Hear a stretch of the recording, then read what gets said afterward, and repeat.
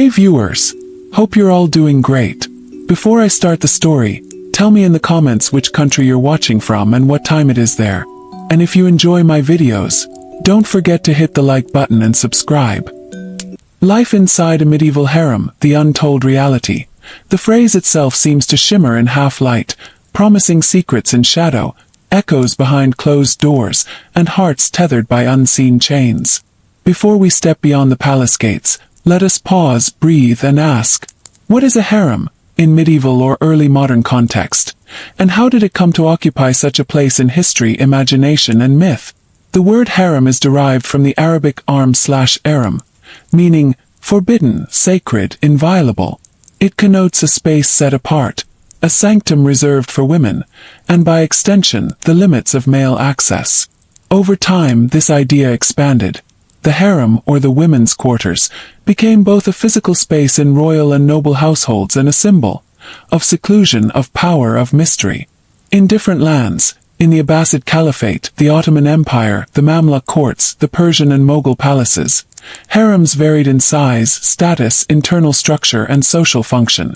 In the medieval and early modern Islamic world, harems were not mere pleasure palaces, as some later Orientalists would caricature, but complex institutions intertwined with politics, inheritance, court intrigues, education, patronage, and gendered rules of visibility and power.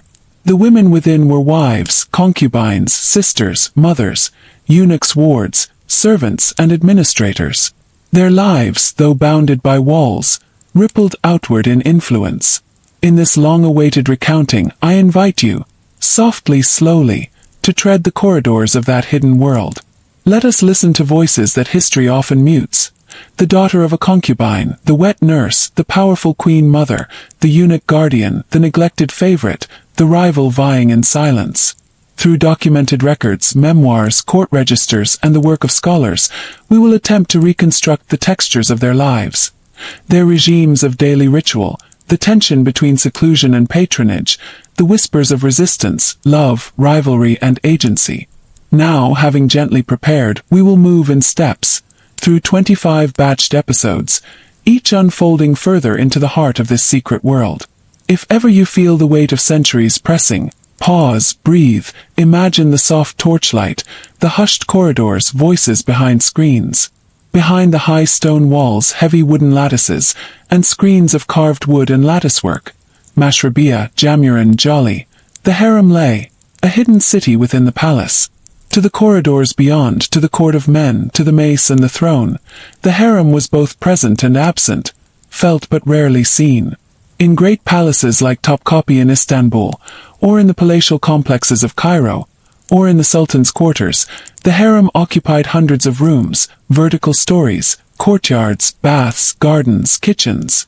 In Topkapi Palace alone, the harem contained some 400 rooms, linked by courtyards, fountains, hidden corridors. The walls were thick, often with narrow windows high above, or lattice screens that allowed air to pass but obscured sight. But as much as the harem was a physical enclosure, it was also a symbolic fortress, a boundary between genders, a domain of respectability, of privacy. The term haremlik, in Ottoman Turkish, referred to the private portion of an elite household where women lived, in contrast to the selamlik, the male reception quarters. To enter the harem, for a visitor, a eunuch, or an official, was to cross a boundary. One passed from public corridors to screened vestibules, through guarded gates, and into silence. Guards, especially eunuchs, watched at gates and passageways. The chief black eunuch, Kisler Agassi, had authority over the harem's internal security. Within, the architecture itself dictated rhythm. There were ablution fountains, domed bath chambers, private baths, reception rooms, private chambers, kitchens and service corridors, gardens enclosed by walls, secret passages, and sometimes even hidden staircases between women's quarters. This dual nature, physical enclosure and symbolic sanctum, shaped all life in the harem. Walls were not just barriers. They were vessels of power, surveillance, secrecy, and protection. The silence of wings, the distance of screens, the shadows of corridors, these were as meaningful as the women who walked them. Listen softly. The corridors echo faintly with the hush of slippers brushing marble. A distant fountain murmurs. Behind carved doors, the women of the harem live. Hundreds of them, yet each an island in an invisible sea. To understand their world, one must understand the order that governed it. The harem was not chaos. It was a meticulously tiered hierarchy, more intricate than any court protocol outside its walls. At the very pinnacle stood the Valide Sultan, the Sultan's mother. She was not merely the matriarch. She was the second most powerful person in the empire, after the Sultan himself. Her seal could influence appointments, marriages, and royal decrees. Her apartments were the most luxurious, facing gardens and inner courtyards. She had her own eunuchs, attendants, scribes, and even a small treasury. History records Valide sultans such as Kozum Sultan and Turhan Hattussi, whose influence swayed politics, dethroned viziers, and determined wars.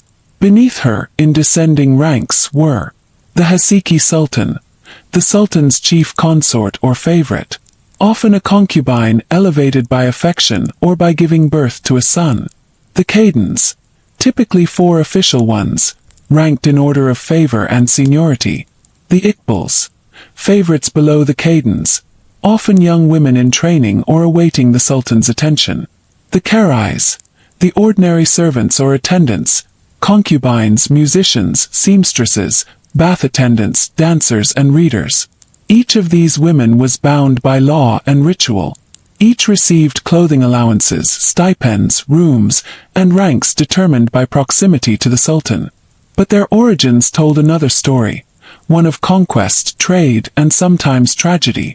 Many were enslaved or gifted to the court from territories across the empire: Circassian, Georgian, Bosnian, Greek, Russian, Albanian. Some were captured through warfare. Others were purchased by palace agents, trained in special schools. The Assami Oghlan and Enderun systems had parallels for women, then introduced into the imperial harem. A select few were daughters of nobles or officials who entered through alliance. Contrary to romantic depictions, these women were not all lovers of the Sultan. Most never met him. Their days were consumed by work, etiquette, and devotion. Sewing, embroidering, reading poetry, music lessons, dance, prayers, and long hours of waiting. A few were trained in calligraphy, Quran recitation, or even political correspondence. Yet amid this structure, power shifted subtly. A woman who bore the Sultan a son might rise overnight. She would move from a Karai to Iqbal, to Kaden, and perhaps to Hasiki. But such ascent came at a price. Jealousy, intrigue, surveillance. Rivals watched closely. Poisonings, exiles, and sudden disappearances were whispered realities. The harem was also a school, not only for women but for future rulers. Young princes, until a certain age, were raised within these walls, under the watch of their mothers, tutors, and eunuchs. In those early years, the harem became their first world, their education in politics, language, and power. When they left for the provinces, they took their mothers with them, and thus the women of the harem carried political influence into every corner of empire. To outsiders, the harem was a cage. But to many within, it was a universe, one with its own rules, hopes, cruelties, and small mercies. Behind the gold filigree of mirrors and lamps burned the same human emotions: ambition, jealousy, friendship, faith, loneliness. If you listen closely, you might hear it. The faint laughter of young attendants learning music, the low hum of prayers in the dawn, the rustle of silks as women pass one another with lowered eyes, measuring, watching. Breathe slowly. The night fades into the pale blue of dawn.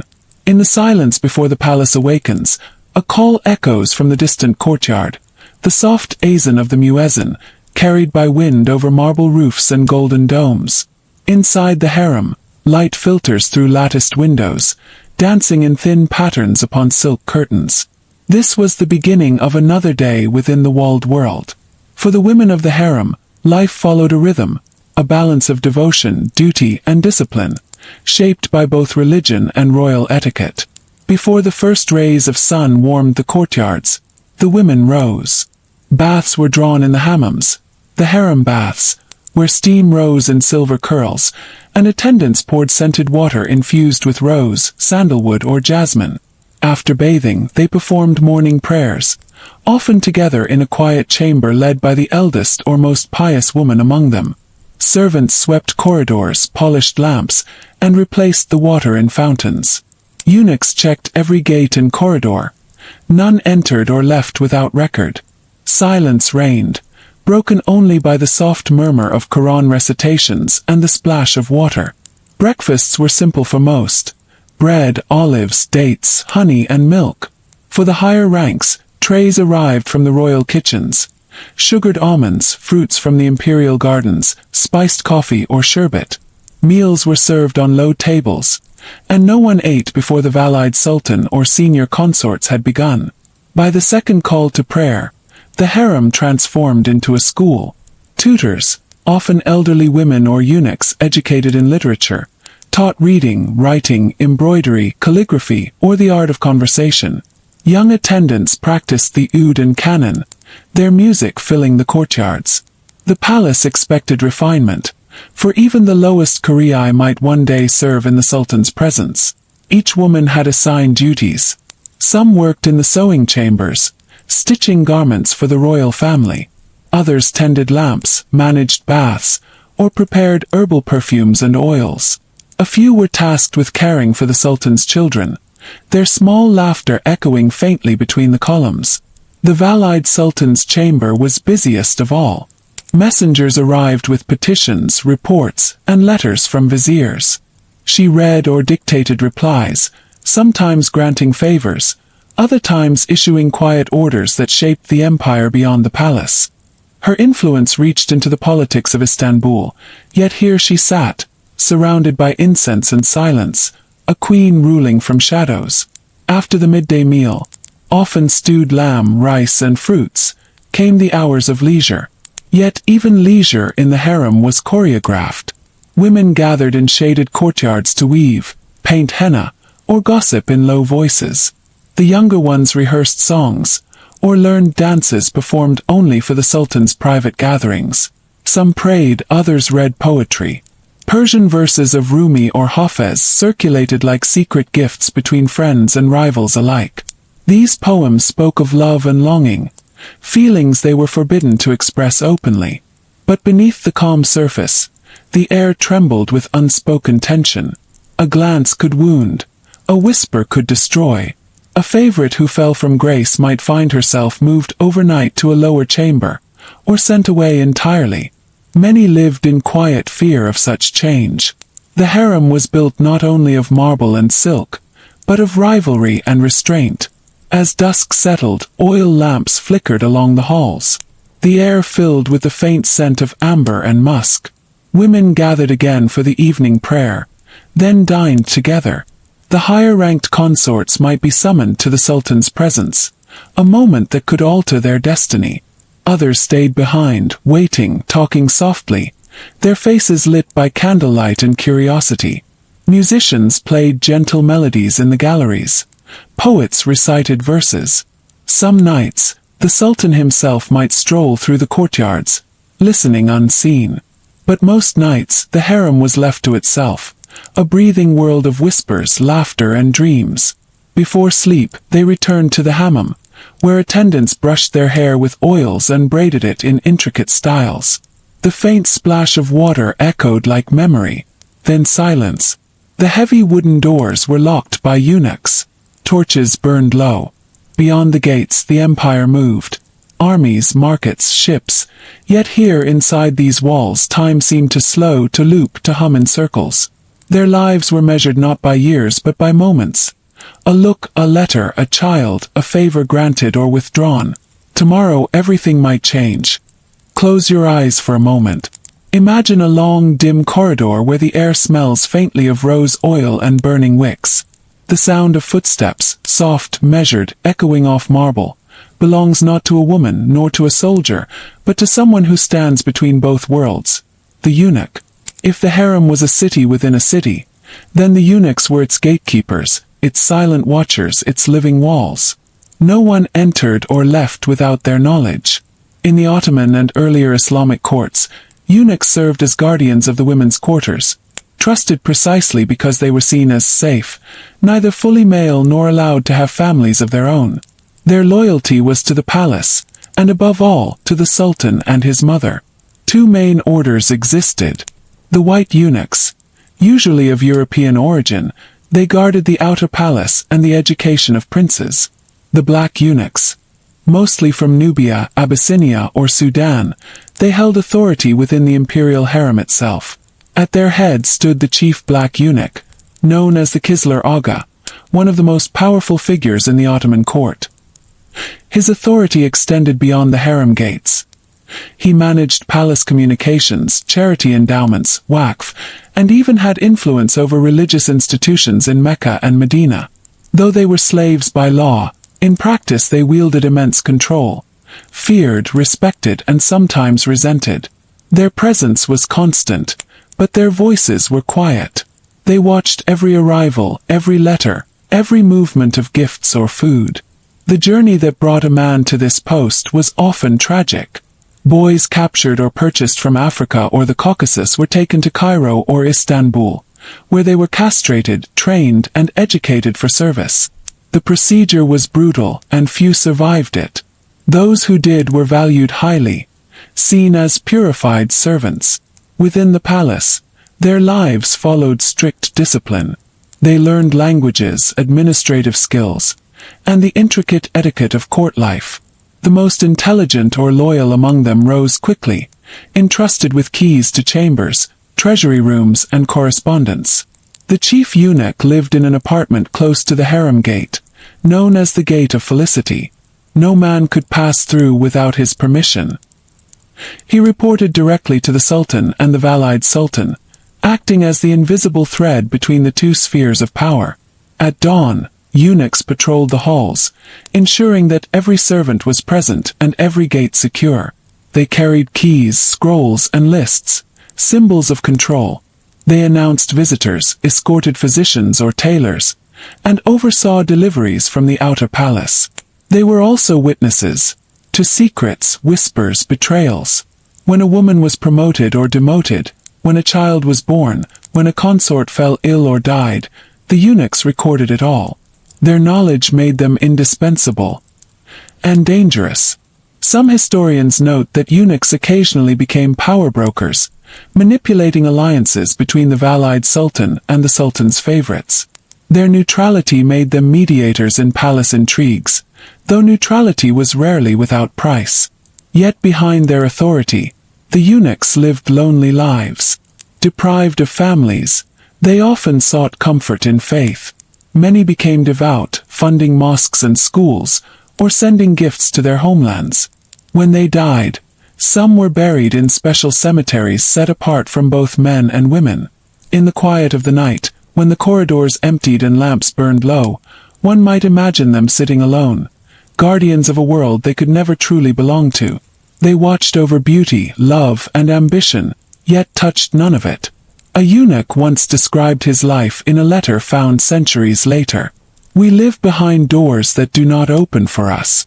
We keep the secrets of those who never speak our names." His words echo softly through the ages, reminding us that power and sorrow often share the same shadow. Let your mind drift softly into the inner courtyards.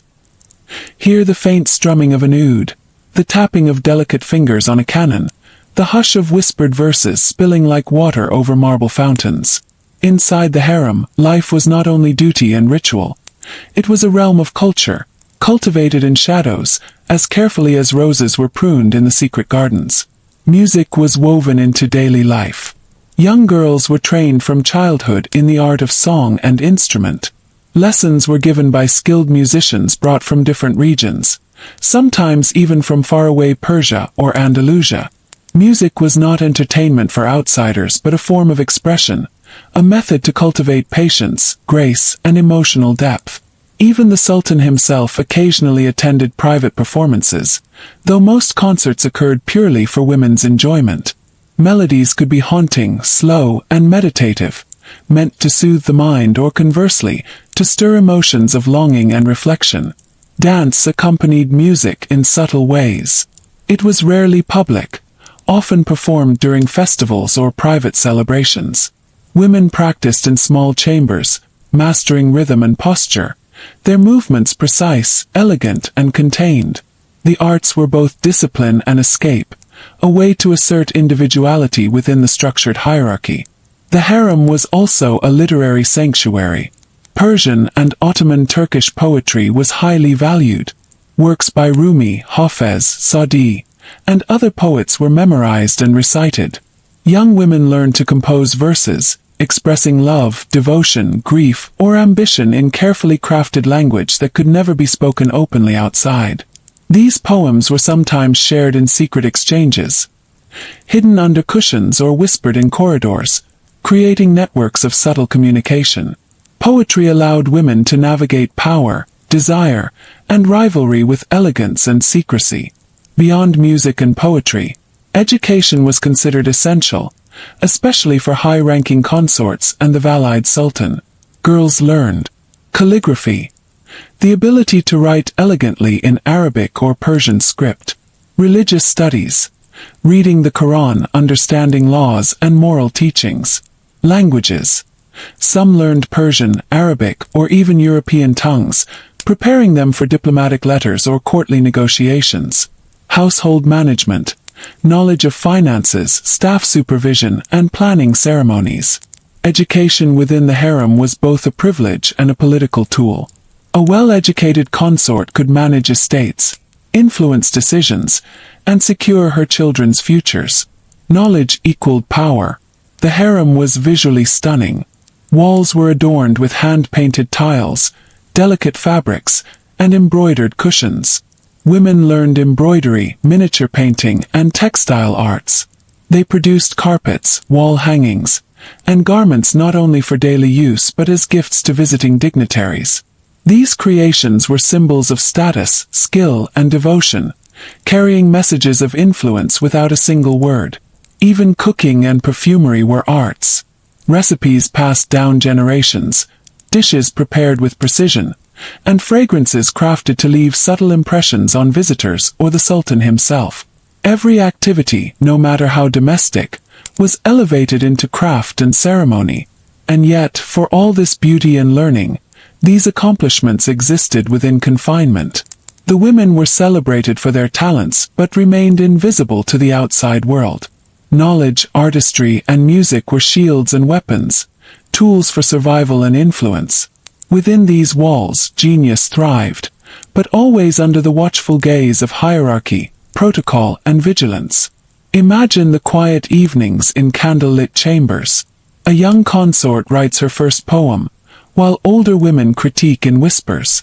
Outside, the city hums with commerce and politics, yet inside, centuries of tradition and secrecy shape the mind, the heart, and the very pulse of the empire. Softly now, imagine the corridors at dusk. The flickering torchlight casts long shadows over carved latticework. Behind the screens, voices murmur, quiet, careful, yet loaded with meaning. Here, power is invisible but pervasive. The true life of the harem pulses in whispers. The harem, though secluded, was a microcosm of the empire itself.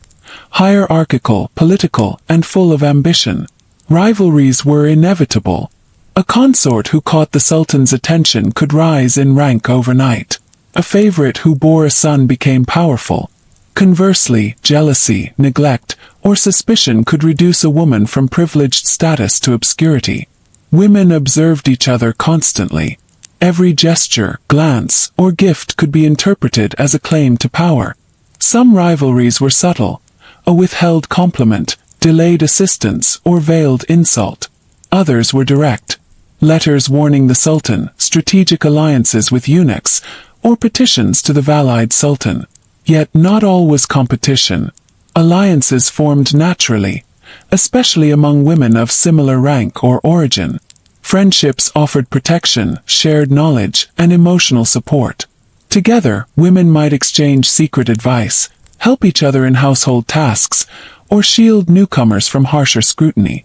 Eunuchs often mediated these relationships, sometimes fueling suspicion, other times maintaining balance. Their knowledge of hidden conversations could sway power between women, amplifying subtle alliances or rupturing them. At the top of this complex network of relationships stood the Valide Sultan. She orchestrated alliances, mediated conflicts, and sometimes used rivalry as a tool to reinforce her own authority. By subtly supporting one woman over another, she could consolidate her influence not only within the harem but in broader political affairs. Historical records describe Kozum Sultan, one of the most powerful Valide sultans, managing intricate relationships with consorts and princes alike. Her decisions affected court politics, appointments of viziers, and even imperial succession. In the shadows of the harem, women were both pawns and players, their fates tied to strategy, loyalty, and timing. Communication inside the harem was an art of subtlety. Letters were carefully composed, often hidden under cushions or delivered by trusted eunuchs. Gifts carried symbolic meaning. A piece of jewelry, a rare perfume, or a simple fruit could convey favor, warning, or allegiance. The eyes were instruments of observation. A glance from the sultan, a smirk from a fellow consort, a raised eyebrow from the Valide Sultan, all could alter fortunes. The women learned to read these signals, interpreting silence, smiles, and frowns with precision. Living under constant scrutiny created a unique emotional tension. Joy was measured, trust was cautious, bonds formed and broke quickly. Fear, hope, love, jealousy, and ambition coexisted in a delicate balance. For many women, the harem was a space of survival, where intellect and subtlety were as important as beauty. Despite the rigid structure, the harem was a space of personal agency, limited though it might be. By cultivating relationships, mastering arts, and navigating court politics, women could influence outcomes far beyond the palace walls. Breathe gently. Now, imagine a quiet courtyard bathed in morning light. A young boy practices walking along the marble tiles, a small tutor by his side. Somewhere nearby, a little girl hums softly, threading beads into a necklace. In the heart of the harem, children of the sultan grow and learn, their lives intertwined with the women who raised them. Sons of the sultan were educated within the harem until a certain age, often until they were old enough to live in provincial courts or the palace proper. During these formative years, their mothers, wet nurses, and tutors oversaw their upbringing. Religion and morality. Memorization of Quran verses, study of Islamic law, ethical instruction, literature and history. Lessons in Persian, Arabic, and Ottoman Turkish, including poetry, historical chronicles, and stories of past rulers. Physical training. Controlled exercises in strength, riding, and coordination, often conducted in walled courtyards under supervision. Etiquette and court protocol. Early lessons in negotiation, observation, and diplomacy, instilling an awareness of hierarchy and subtle power. Wet nurses, often women of influence themselves, became secondary mothers to these boys. Their status depended on the child's success and favor with the sultan. Some wet nurses amassed wealth and authority, using their proximity to influence palace affairs. Daughters of the sultan also received careful instruction. They learned reading and writing in multiple languages, poetry, music, and needlework, religious and moral training, household management and diplomacy. Princesses were educated not only for personal development but to become political instruments. Marriages were arranged to secure alliances, and knowledge was a form of preparation for life beyond the harem. Children followed a rhythm similar to the adults but softened for youth. Morning prayers and bathing rituals. Lessons interspersed with supervised play in gardens or courtyards. Afternoon rest and storytelling, often with historical or moral themes. Evening prayers, shared meals, and lullabies. Though the harem was a world of strict hierarchy, children experienced moments of freedom within its walls. They laughed, played, and sometimes observed the subtle intrigues unfolding around them. Mothers, consorts, and attendants carefully monitored these interactions, aware that childhood impressions could shape future rulers. The bond between a mother and her child in the harem was paramount. Mothers navigated a dual role, protector and strategist. Every lesson, every favor granted, Every minor gesture could impact the child's future. Rival mothers observed each other's children closely. Favor with the sultan could elevate one mother's son over another, changing not only status but potentially the course of succession. The harem was therefore a theater where love, ambition, and strategy converged. Eunuchs and tutors watched over these young lives, ensuring safety and adherence to rules. Yet even under supervision, children absorbed the rhythms of power, whispers, glances, alliances, and warnings. In these formative years, they learned not only literacy and etiquette but the subtle art of survival, lessons that would govern their future reigns. Listen softly. The air carries the scent of herbs and warm oils, mingled with incense from hidden burners.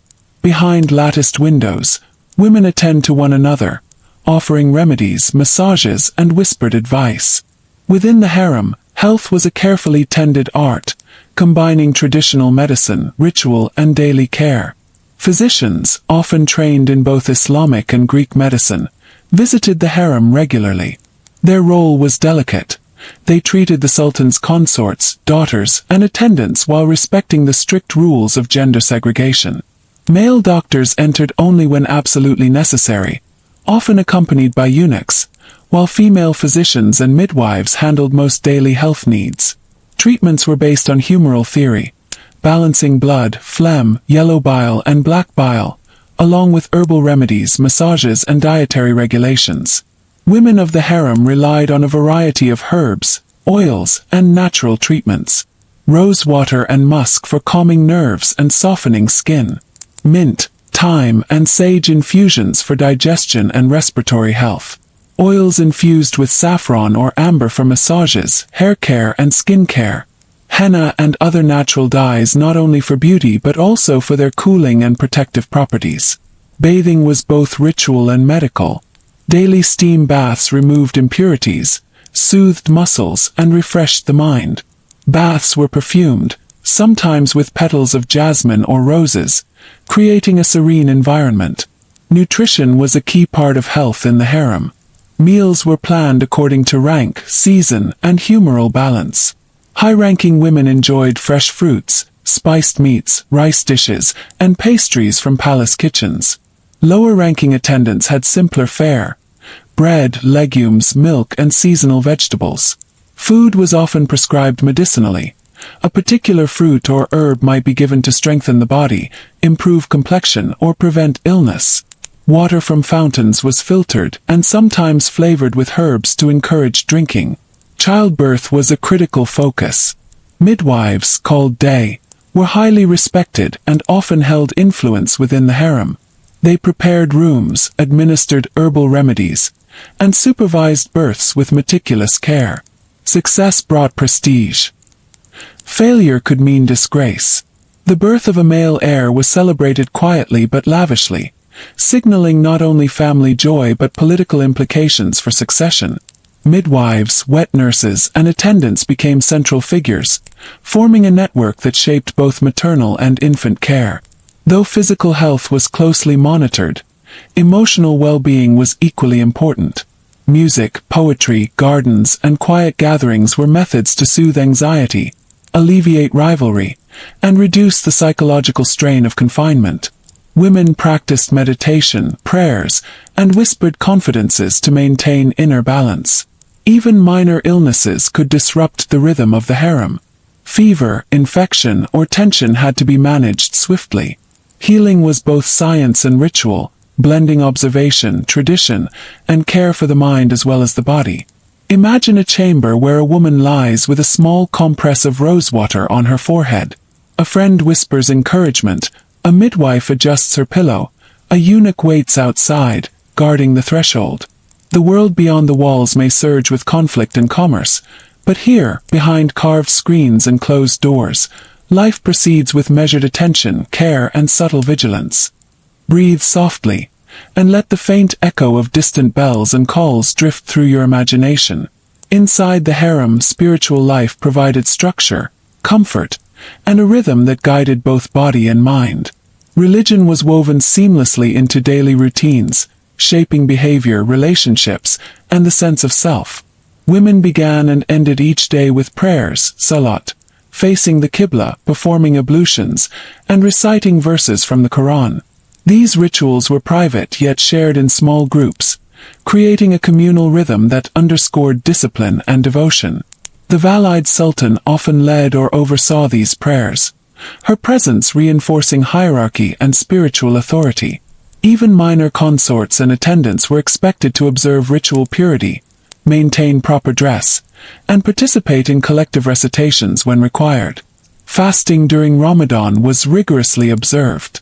Despite the privacy of the harem, women participated fully in the spiritual fast, abstaining from food and drink from dawn until sunset.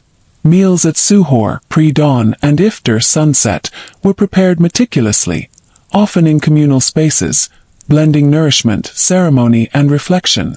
Special nights like Laylat al-Qadr were observed with extended prayer, readings, and quiet reflection. Such rituals offered not only spiritual fulfillment but also moments of emotional connection within the otherwise isolated walls. Religious festivals, especially Eid al-Fitr and Eid al-Adha, were celebrated with careful attention to tradition and hierarchy. Women prepared garments, arranged feasts, and performed ceremonies according to rank. Gifts were exchanged among women, eunuchs, and sometimes with the sultan, reinforcing bonds and hierarchy alike. The harem gardens often became the setting for private celebrations. Children played quietly while music and dance, permitted on special occasions, filled courtyards.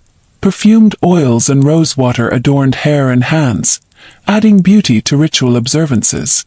Some high-ranking women undertook pilgrimages to Mecca, Hajj, or sponsored religious institutions, including mosques, schools, and charitable endowments. Such acts enhanced spiritual merit and public prestige. Wealth and influence allowed women to extend their reach beyond the walls, weaving their presence into both the sacred and political realms of the empire. Beyond formal rituals, spiritual practice included quiet meditation and private reflection. Women often retreated to private balconies or garden niches to read, recite poetry, or simply breathe in the scent of jasmine and orange blossoms. These moments allowed for contemplation, emotional relief, and preparation for the intricate social challenges of the harem. Faith also acted as a guide through social complexity. Moral teachings influenced decisions about alliances, rivalries, and household management. Acts of charity, whispered prayers for children, or secret offerings to the poor connected women to the world beyond the palace, providing purpose, solace, and a sense of agency. Imagine a courtyard at dusk. The sun soft against marble, the sound of flowing water, women kneeling in prayer, their reflections dancing on the tiles. Outside, the city moves, markets bustle, guards march. Inside, the harem breathes in rhythm with devotion, ritual, and the quiet persistence of life. Listen gently, and imagine a corridor bathed in soft afternoon light. Behind carved screens, women meet quietly, hands brushing, eyes meeting in understanding. Friendship in the harem was subtle, often secret, yet powerful. In a space governed by hierarchy and rivalry, friendships provided emotional refuge.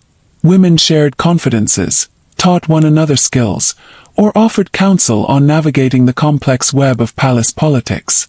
A whispered warning, a discreet favor, or the simple act of companionship could make life within these walls bearable. Friendship also acted as a form of protection. A consort with allies could gain notice or support when disputes arose. Those without support were vulnerable, exposed to gossip, neglect, or manipulation. Older, experienced women served as mentors, guiding newcomers through ritual, etiquette, and politics. They taught music, calligraphy, poetry, and household management, but also the subtleties of observing the sultan's moods, managing rivals, and maintaining discretion. These mentor-mentee relationships were pivotal. A young woman's survival often depended on the careful instruction of a seasoned consort. Through whispered guidance and modeled behavior, knowledge of both craft and courtly survival was passed down like a hidden legacy. Loyalty was a precious currency in the harem. Women often formed small, secret networks of trust, maintaining bonds across rank and origin. Trusted friendships could bridge rivalry, allow information to be shared discreetly, and sometimes provide quiet support for ambitions. Yet loyalty was fragile. One misstep, one overheard secret could sever ties. Women learned to navigate trust carefully, balancing closeness with prudence. Eunuchs, while observers, often facilitated these bonds, serving as intermediaries or guards of confidential communication. The isolation and seclusion imposed by the harem walls made emotional resilience essential. Bonds of friendship and mentorship offered comfort in loneliness, teaching women to endure absence, disappointment, and the constant watchfulness of the hierarchy. Quiet moments of laughter, shared meals, or secret poetry readings nurtured hope and humanity. These small acts of connection allowed women to maintain dignity, identity, and mental strength despite confinement. Friendships and alliances often translated into political influence. A well-placed word, advice, or intercession by a trusted ally could shift favor with the sultan or the Valide sultan.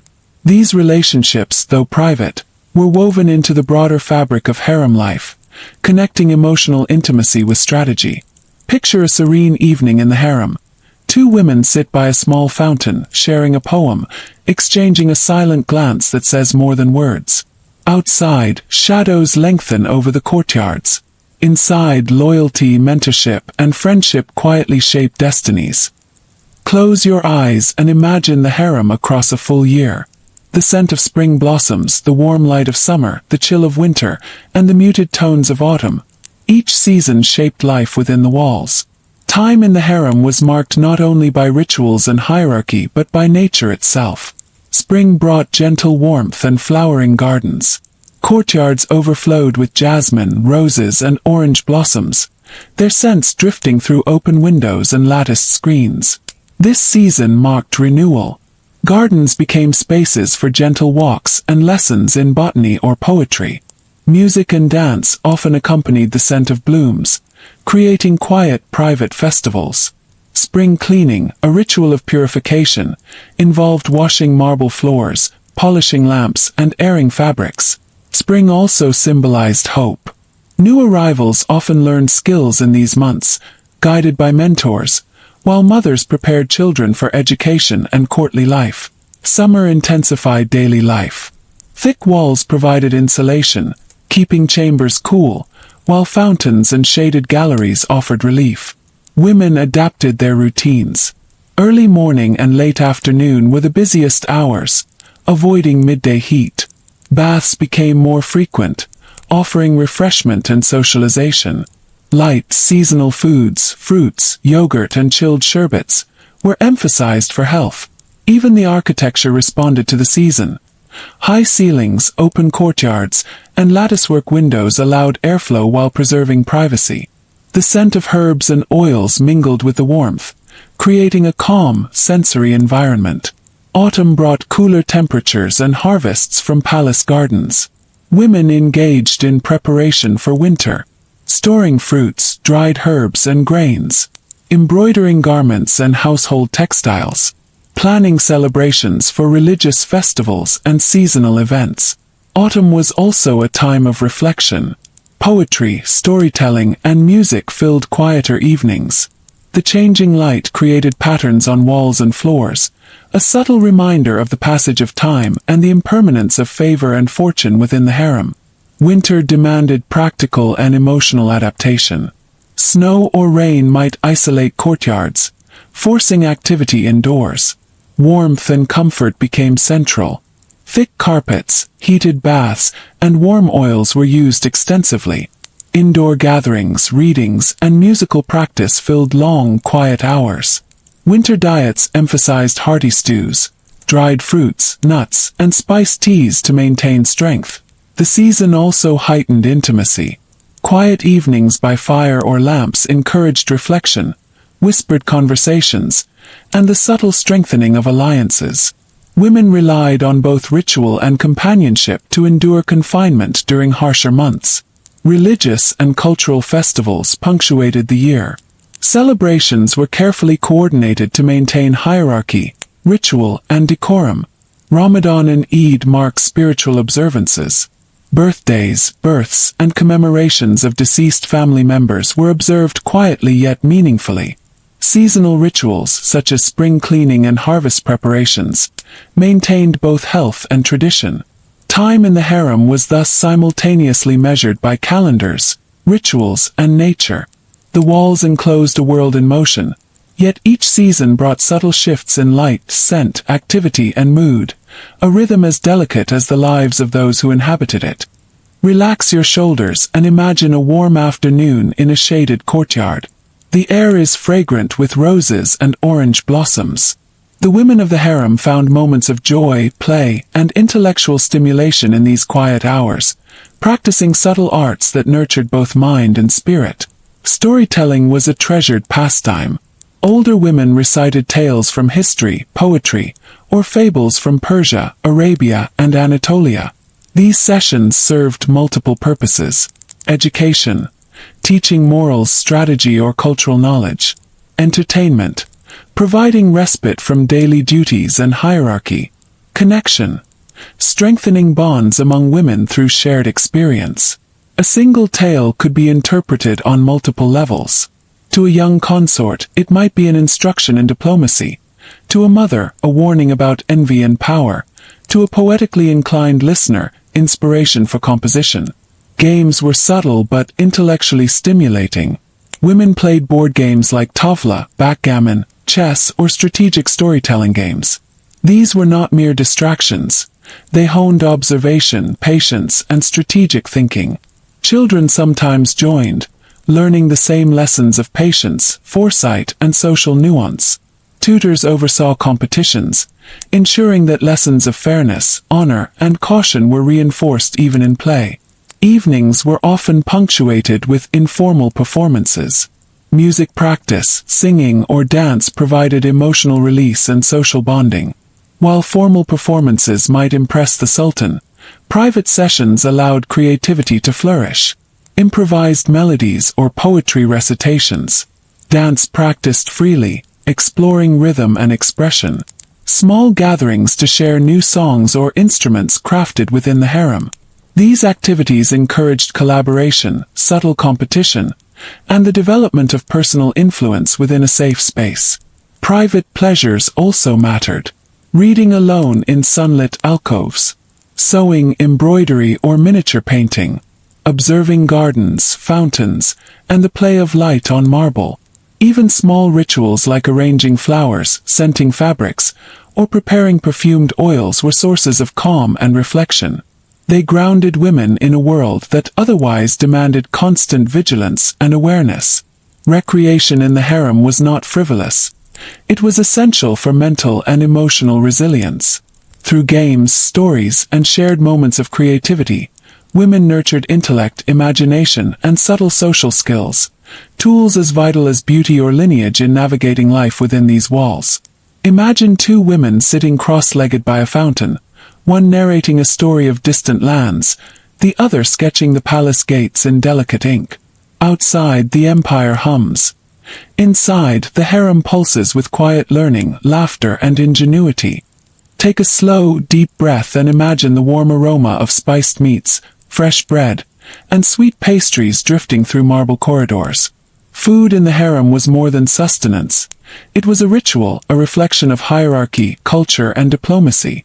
The day often began with a simple breakfast: bread, cheese, olives, dates, and milk.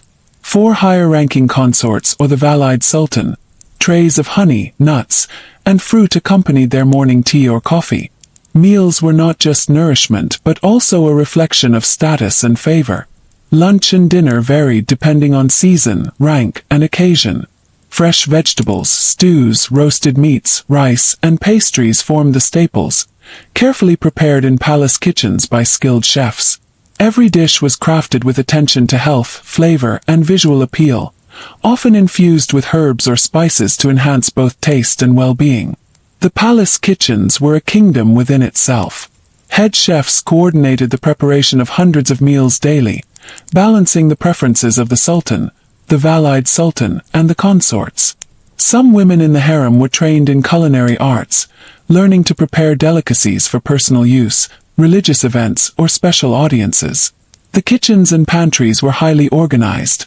Spices, grains, and oils were carefully stored, water was purified, and ingredients were chosen according to season and medicinal qualities.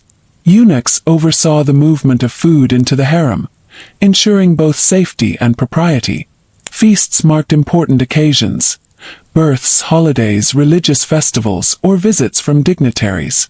These meals were lavish, with multiple courses and elaborate presentations. Sweets, often made with almonds, honey, and saffron, were central to celebrations, while dried fruits, nuts, and aromatic teas were served as complements. Special rituals accompanied meals. Seating arranged according to hierarchy. Specific utensils, trays, and napkins designated for each rank. Blessings or prayers recited before and after meals. Food was therefore both culture and strategy, a way to reinforce social order, express favor, and create bonds. Some consorts and attendants wielded influence through culinary expertise. Knowledge of recipes, herbal remedies, or food presentation could affect favor with the sultan or the Valide sultan. Serving a carefully prepared dish might win attention, gratitude, or subtle political advantage. Children were also trained in culinary observation. Sons and daughters learned tastes, preparation, and presentation, not only for nutrition but as part of their education in culture and hierarchy. The scents, flavors, and textures of harem cuisine were deeply tied to memory, emotion, and identity. The aroma of a simmering stew, the sweetness of pastries, the fragrance of rosewater on bread. These sensory experiences offered comfort, pleasure, and a quiet assertion of individuality within confined walls. Picture a late afternoon. A small group of women gathers to taste a new pastry, exchanging smiles and subtle commentary. Outside, sunlight glints off palace domes. Inside, the harem hums with the soft sounds of conversation, the clinking of utensils, and the quiet artistry of daily life. Close your eyes and imagine the faint scent of rosewater and amber drifting through delicate chambers. Mirrors are small and precious. Combs glide through dark hair, and hands move with meticulous care. In the harem, beauty was ritual, art, and power all at once. Hair care was central to daily life. Women washed, braided, and styled their hair using scented oils, herbal rinses, and intricate pins. Braids were often elaborate, reflecting rank, occasion, or personal taste. The process was as much ceremonial as functional, requiring patience and skill. High-ranking consorts or the Valide Sultan might have their hair styled by attendants who specialized solely in coiffure, creating patterns that symbolized elegance, refinement, and status. Even small details, like the placement of a single hairpin, could signify hierarchy or favor. Skin care combined beauty with medicinal practices. Oils, rosewater, and herbal pastes softened skin, treated minor ailments, and protected against harsh sunlight or dryness. Makeup was subtle but deliberate. Kohl lined the eyes, both enhancing beauty and serving as protection from glare. Natural pigments added color to lips and cheeks. Fragrances lightly scented the skin, conveying both presence and refinement. Attention to appearance was not vanity alone. It was a statement of health, discipline, and social intelligence, signaling awareness of ritual, decorum, and influence. Perfumes played a vital role in the sensory world of the harem. Oils and attars, often infused with musk, rose, amber, and sandalwood, marked presence and preference. Fragrance was a subtle language, conveying mood, status, and even political favor. Women learned the careful art of blending scents, using them to soothe, impress, or communicate discreetly. A soft trace of jasmine could calm tension, while a hint of amber might signal authority or elegance. Wardrobes were curated with precision. Fabrics ranged from silk and velvet to fine cottons, often embroidered with intricate patterns or gold thread. Garments communicated rank and taste. Daily attire was modest but elegant. Festive clothing was elaborate, adorned with jewelry or embellishments. Children and attendants also wore clothing reflecting their place within the hierarchy. Dressing was a daily ritual, often guided by mentors, attendants, or the Valide Sultan herself. Proper attire reinforced social norms and conveyed subtle messages to observers within and beyond the harem. Jewelry was both decorative and symbolic. Rings, necklaces, bracelets, and earrings could denote wealth, favor, or family connections. Some pieces were gifts from the sultan, others from mentors or allies, each carrying meaning beyond mere ornamentation. Jewelry also functioned as silent currency, expressing influence, gratitude, or allegiance without words.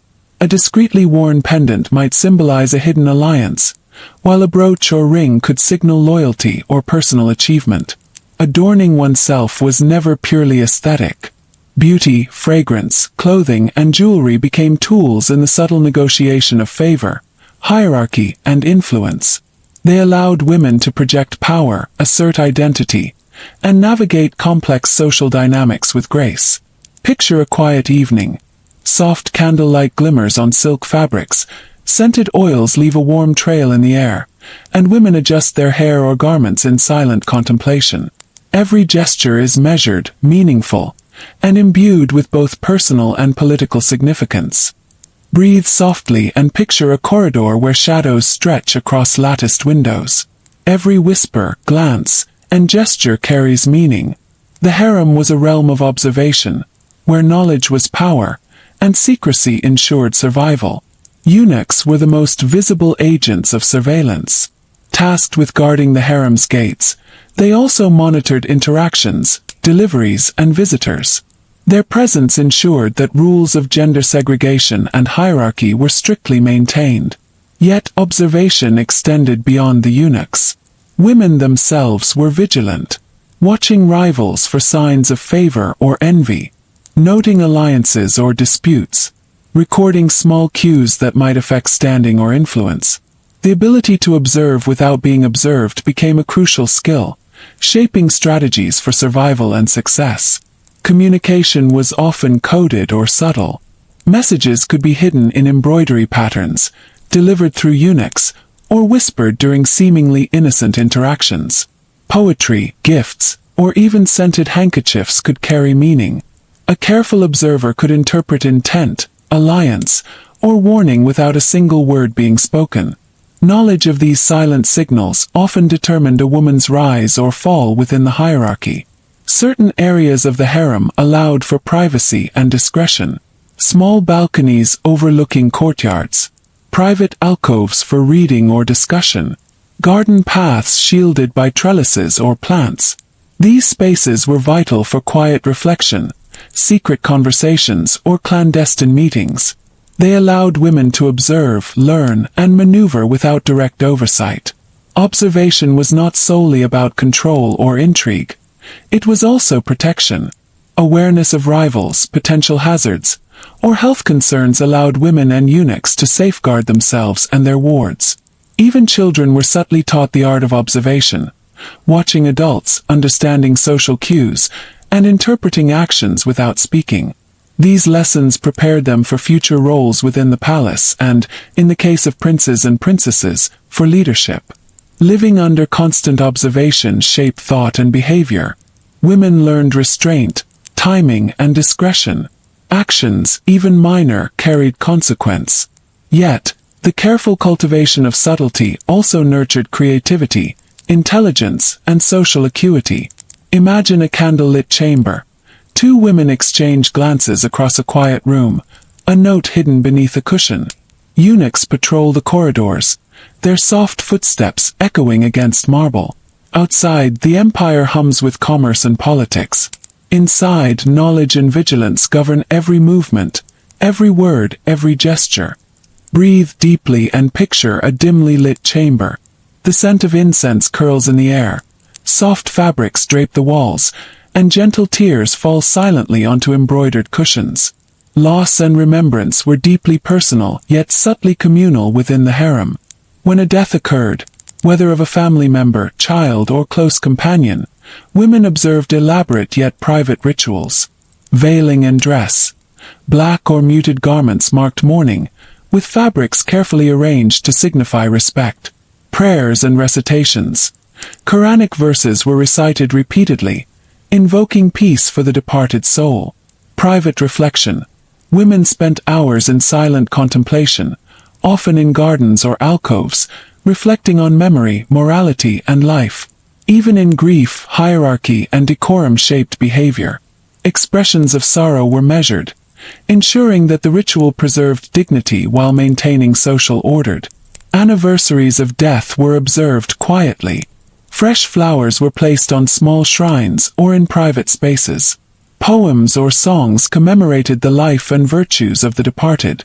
Gifts of charity were sometimes made in the name of the deceased, blending spiritual merit with remembrance. These rituals reinforced emotional bonds while allowing women to maintain a sense of continuity and spiritual connection despite seclusion. Women often supported each other through mourning. A gentle hand on a shoulder, a whispered phrase of comfort, or simply silent companionship provided solace. Shared grief strengthened bonds and allowed women to process loss while navigating the complex social environment of the harem. Infant mortality was high, and loss of children was a profound part of harem life. Mothers, wet nurses, and consorts observed rituals of care and remembrance, often quietly, preparing symbolic gifts or garments, reciting verses at certain times of day, sharing memories or stories to honor lives that had been brief yet significant. Such practices offered emotional resilience and cultivated empathy, teaching women to endure hardship while continuing their duties. Mourning in the harem was a blend of personal emotion and social expectation.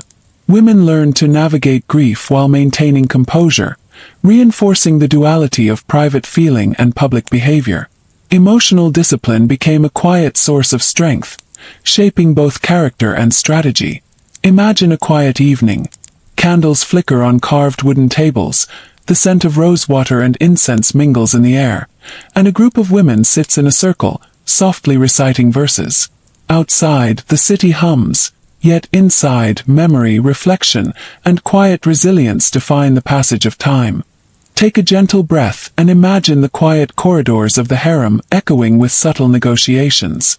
Beyond its walls, the empire moves with armies, trade, and diplomacy, but within the harem, women wielded power with patience, knowledge, and strategy.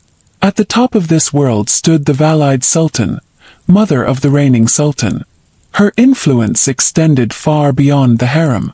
She advised or influenced imperial decisions, determined the rank and privileges of consorts, managed internal politics, alliances, and rivalries. Historical figures like Kozum Sultan exemplified this power. Her careful navigation of relationships, support for sons, and manipulation of palace factions shaped governance, appointments, and even succession. Consorts were not merely ornamental. Through intelligence, alliances, and maternal status they could impact favor with the sultan, influencing his decisions, placement of children, particularly sons, in positions of opportunity, support or obstruction of court officials, depending on alignment and personal strategy. Subtle gestures, conversations, and alliances within the harem could ripple outward, affecting appointments, policy, and succession. Mothers of princes engaged in careful planning to secure their sons' future. This involved educating and mentoring children to prepare them for governance, forming alliances with eunuchs, tutors, or other influential consorts, negotiating subtly with the Valide Sultan and the Sultan himself to gain favor. The harem became a training ground not only for princes but also for their mother's strategic acumen, intertwining familial love with political calculation. Women in the harem also exercised power through patronage of arts, architecture, and religious institutions. Commissioning mosques, schools, or charitable projects increased prestige and created networks of loyalty. Cultural influence often translated into political leverage, solidifying standing both within and beyond the palace. The harem's women learned the delicate art of observation and diplomacy. Every gesture, every gift, every whispered comment could be analyzed and repurposed to strengthen alliances or mitigate threats. Discretion and subtlety were critical. The wrong word could imperil a consort, a child, or even the Valide Sultan herself. Though secluded, the harem was deeply connected to the empire's governance. Women's influence, exercised through conversation, mentorship, and social strategy, shaped the political landscape. Historians have documented instances where the counsel of a consort or the decision of a valide sultan altered imperial policy or succession. Picture a chamber at dusk. Soft candlelight flickers over embroidered cushions. A valide sultan meets discreetly with a trusted consort, whispered plans and subtle nods determining the fate of provinces far beyond the palace walls. Here, power exists in silence, subtlety, and careful observation. Take a slow breath and imagine the gentle rustle of pages, the soft notes of a lute, and the faint scent of ink and rosewater. Education and cultural refinement were central to life in the harem, nurturing intellect, creativity, and influence in an environment of seclusion and hierarchy. Women of the harem were taught to read and write in multiple languages. Ottoman Turkish for daily correspondence and administration. Persian and Arabic for poetry, religious texts, and scholarly works. Literacy allowed women to compose letters, write poetry, or communicate strategically. Some consorts became accomplished writers, their words carrying influence within and beyond the palace walls. Poetry was a treasured art, often practiced privately or shared in small circles. Historical chronicles describe women reciting verses from famous poets or composing their own. Poems could convey subtle messages of loyalty, admiration, or subtle warnings. Literary salons within the harem encouraged discussion and intellectual exchange. Storytelling and poetry were also tools to teach children history, morality, and strategy. Music played a dual role: emotional comfort and social refinement. Women learned to play instruments like the oud, ney, or canon, often performing in private gatherings or teaching children.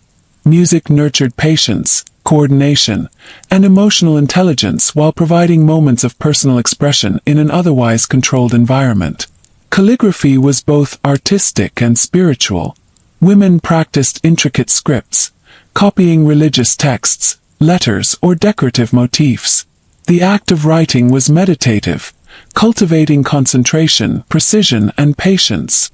Other artistic pursuits included embroidery with intricate patterns and symbolism, miniature painting depicting historical or allegorical scenes, textile arts that reflected taste, skill, and subtle communication of rank or favor.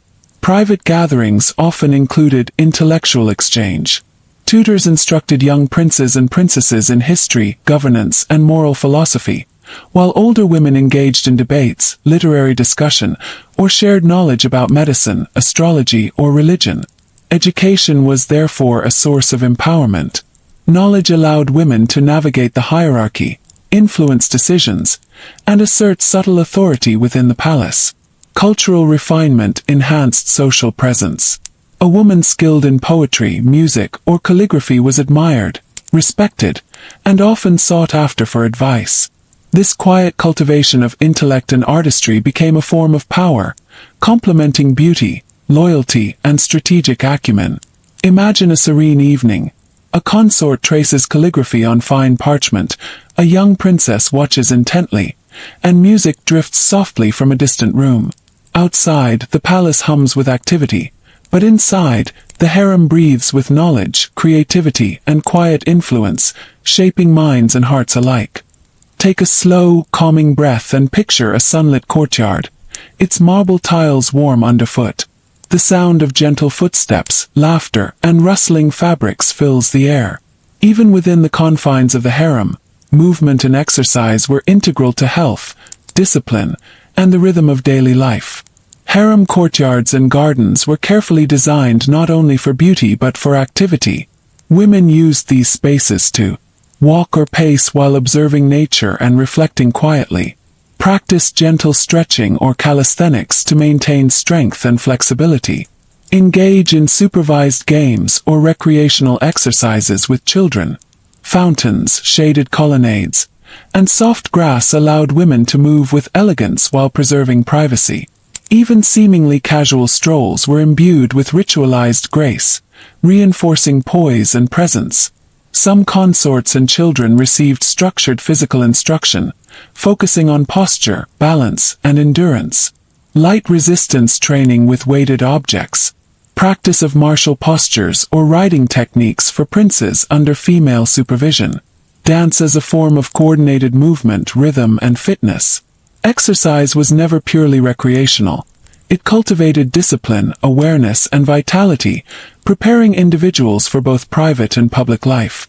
Dance served multiple purposes: emotional release and creative expression, social performance demonstrating grace, rhythm, and control, training for ceremonial appearances and refined movement. Teachers or mentors guided these sessions, ensuring that elegance, flexibility, and coordination were maintained. Even casual practice contributed to confidence and subtle influence within the harem. Children, especially princes and princesses, engaged in games that combined physical skill and strategy. Chasing games or tag in enclosed gardens, board games requiring dexterity and mental focus, imitative play reflecting lessons in observation, hierarchy, or courtly conduct. Play reinforced physical development, social understanding, and emotional resilience, while allowing moments of joy and spontaneity in a controlled environment. Physical activity was closely tied to health. Exercise, fresh air, and exposure to natural elements complemented careful attention to diet, bathing, and herbal remedies. Together, these practices ensured vitality, improved posture, and mental clarity in the secluded harem. Imagine the soft afternoon sun filtering through latticed windows, women walking gracefully in a garden lined with roses, children playing quietly under watchful eyes. The air carries the scent of herbs and petals, the soft murmur of water from fountains, and the quiet rhythm of life moving with grace, vitality, and subtle. Take a deep, gentle breath and imagine a softly lit chamber, perfumed with rose water, where the quiet murmur of preparation fills the air. Childbirth and child-rearing were central concerns in the harem, intertwining maternal care, hierarchy, and the future of the empire. Experienced midwives, known as Day, oversaw all births. Their work combined practical skill, herbal medicine, and spiritual guidance, preparing birthing rooms with clean linens, aromatic oils, and comforting items, administering herbal remedies to ease labor and prevent complications, guiding mothers through physical and emotional preparation, offering reassurance and wisdom. Every birth was both private and politically significant, especially when producing heirs. Success elevated the mother's standing. Challenges required patience, skill, and support. Rituals surrounded childbirth, blending tradition and care. Prayers and protective charms recited quietly for safety. Gentle lighting, soothing music, and familiar attendants to calm the mother. Support from trusted companions, often including other women who had experience with childbirth. The atmosphere emphasized calm, privacy, and attentiveness, ensuring the process was both safe and spiritually grounded. After birth, infants were nurtured with careful attention. Wet nurses played an essential role, especially when the mother had other responsibilities or high rank. Diets and herbal remedies were selected according to health needs and seasonal considerations. Early education in manners, observation, and cultural awareness began from infancy. Attention to hygiene, nutrition, and comfort was meticulous. Small gestures, swaddling, gentle rocking, and soothing tones were combined with vigilance to ensure infant survival and well-being. Children were gradually introduced to the intellectual and cultural life of the harem, learning poetry, music, language, and etiquette from early childhood, observing rituals, hierarchy, and social norms, engaging in games that cultivated strategy, observation, and physical coordination. Mothers, wet nurses, and mentors collectively shaped not only physical and emotional development, but also the future leaders and cultured members of the palace. Child-rearing fostered both attachment and social awareness. Relationships between mother and child and attendants, and between siblings or cousins were carefully nurtured. Bonds of loyalty, trust, and affection were cultivated while maintaining the structured order of the harem. Imagine a quiet morning. A newborn rests in the arms of a calm, attentive nurse, the mother watching with soft eyes, the gentle trickle of a fountain outside, and sunlight spilling across carved marble. Life, nurture, and love intertwine with the rhythms of hierarchy, health, and tradition, shaping the next generation in a world of both seclusion and influence. Take a slow, calming breath and imagine the soft glow of lanterns along marble corridors. The sun has dipped below the palace walls, casting long shadows across the harem. Evening brought a transition from activity to reflection, as daily life gradually slowed and the palace embraced quietude. As dusk approached, women gathered for a light evening meal. Foods were simple yet carefully prepared: bread, fruits, nuts, and herbal teas. The ritual of dining together allowed for reflection on the day's events, quiet conversation, and subtle sharing of news or advice.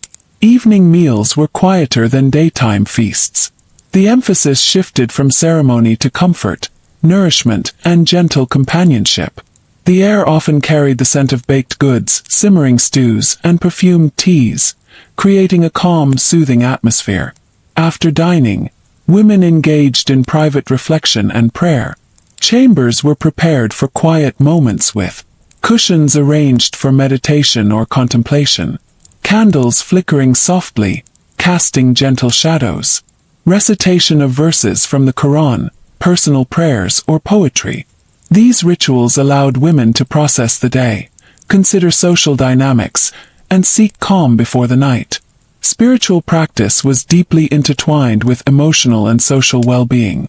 Bathing was both hygiene and ritual. Warm water, scented oils, and gentle scrubbing prepared the body for rest while soothing muscles and calming the mind. Attendants assisted those of higher rank, ensuring comfort and discretion. This period of self-care emphasized routine, order, and mindfulness, reinforcing physical health, emotional balance, and personal dignity. Social interaction and storytelling. Evening gatherings included storytelling, poetry readings, and quiet music. These shared moments were intimate and subtle. Mentors might narrate history or strategy. Children learned through stories and observation. Women exchanged advice, reflections, or gentle guidance. The atmosphere was soft and deliberate, balancing social connection with the privacy required by hierarchy and etiquette. As night deepened, chambers were arranged for sleep. Beds adorned with linens, cushions, and scented fabrics. Lamps dimmed to a gentle glow, maintaining privacy and security. Guards and eunuchs ensured the harem remained protected and orderly. Sleep was not just rest. It was a necessary pause, a time for the body, mind, and spirit to recover, and a quiet transition toward another day of ritual, hierarchy, and subtle influence. Imagine walking silently along a marble corridor at night. Shadows flicker against walls, soft laughter and whispers fade into quiet, and the scent of rose water lingers in the air. The harem breathes, calm and steady, in rhythm with the empire beyond its walls. Take a slow, deep breath and imagine the harem bathed in the soft silver of moonlight, with shadows stretching across latticed windows. Night brought quiet reflection, a space for contemplation, and the subtle weaving of dreams, hopes, and plans. The harem's corridors and chambers grew silent, save for the occasional murmur of a night watch or the gentle rustle of silk.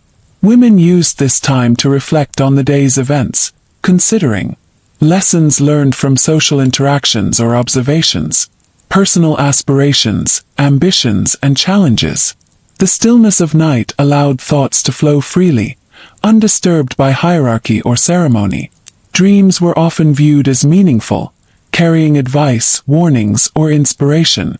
Women sometimes recorded their dreams in private, or shared them discreetly with trusted mentors. These nocturnal reflections offered insight into personal emotions or conflicts, guidance for navigating delicate social situations, creative inspiration for poetry, music, or art. Nighttime also held ritual and spiritual significance. Women engaged in quiet prayers, recitations, or meditation, expressing gratitude or seeking protection, reflecting on morality, duty, and personal conduct, seeking guidance for their children or for those they mentored. Spiritual practice provided solace, mental clarity, and a sense of connection beyond the harem walls. As night deepened, women prepared for the following day, organizing personal items, clothing, or manuscripts, mentally rehearsing tasks, meetings, or lessons, ensuring that spaces were clean, orderly, and ready for morning rituals. This quiet preparation reinforced structure, discipline, and anticipation, balancing the unpredictability of social life with the comfort of routine. Night revealed the inner life of the harem. Private moments allowed emotional processing of joy, disappointment, or ambition, strategic reflection on relationships and alliances, introspection on personal growth, creativity, and resilience. Even in silence, the harem was alive with thought, emotion, and subtle influence, a testament to the intelligence and adaptability of its inhabitants. Imagine the moonlight filtering through carved wooden screens, dust motes dancing in the silver glow, and women sitting quietly, reflecting, writing, or whispering soft prayers. Here, the world slows, the mind wanders, and life inside the harem is both private and profound. Take a gentle, calming breath and picture the soft glow of lanterns fading as night deepens. The final hours in the harem were devoted to quiet preparation, closure of daily duties, and gentle transition into rest. Before sleep, women ensured that their personal spaces were orderly. Cushions and rugs were adjusted for comfort. Personal belongings, manuscripts, or clothing were arranged neatly. Small tasks like replenishing lamps or setting water basins were quietly completed. This attention to order provided both physical comfort and mental peace, signaling the end of the day's structured activity. Prayer remained a central part of the nighttime routine. Women used these quiet moments to recite verses softly, either individually or in small groups, reflect on personal conduct, relationships, and aspirations, seek tranquility, guidance, or forgiveness, cultivating a calm mind before sleep. These practices reinforced spiritual balance, emotional resilience, and inner calm, essential for life within the harem's structured environment. Nighttime bathing or cleansing was a ritual of comfort. Warm water, scented oils, and gentle massages relaxed the body and soothed muscles. Attendants assisted those of higher rank, ensuring discretion and ease. Fragrances like rosewater or amber subtly perfumed the air, creating a serene atmosphere.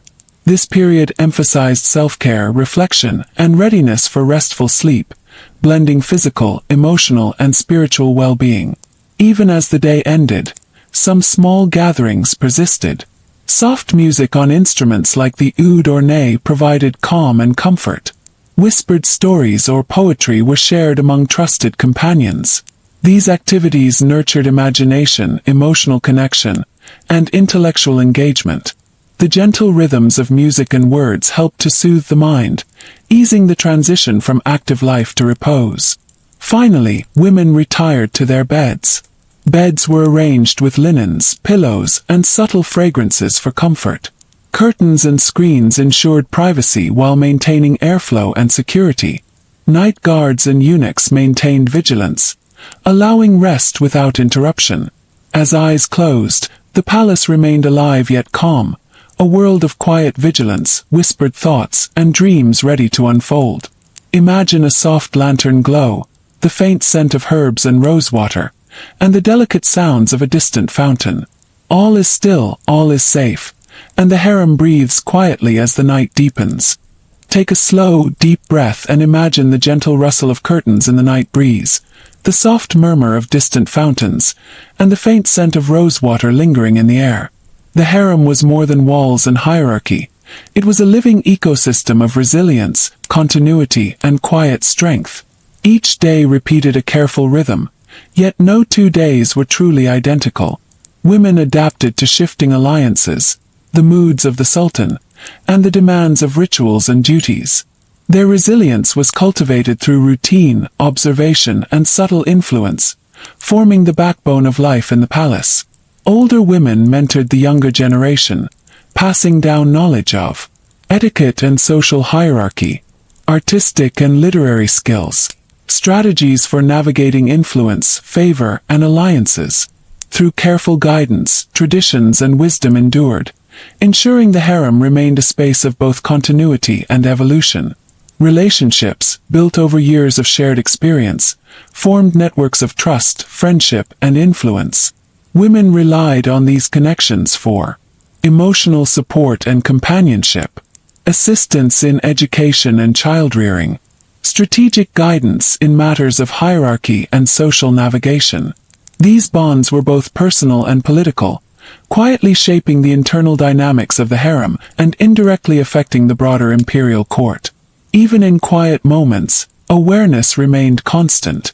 Observation was a form of subtle empowerment, monitoring interactions, alliances, and rivalries, recognizing opportunities for influence or intervention, balancing personal ambition with group harmony. This constant attentiveness nurtured intelligence, discretion, and a nuanced understanding of human behavior. Women in the harem were deeply aware of their place in history. Their influence, education of children, and cultural contributions, through music, literature, art, and ritual, created enduring legacies, often invisible to outsiders but profound in impact. Imagine a moonlit corridor, where soft footsteps pass between rooms, whispered advice is given to a young princess, and the gentle hum of water echoes from fountains. Within these walls, life continues, silent, structured, yet endlessly intricate and vital. Take a deep, slow breath. Let your mind picture the soft glow of moonlight falling across marble floors, the gentle scent of rosewater in the air, and the faint murmur of fountains echoing through quiet corridors. This is the closing of our journey inside the medieval harem, a world of beauty, ritual, resilience, and subtle power. Within these walls, life was carefully structured. Women navigated hierarchy and hierarchy's challenges with patience and intelligence. Daily routines balanced ritual, self-care, education, and subtle influence.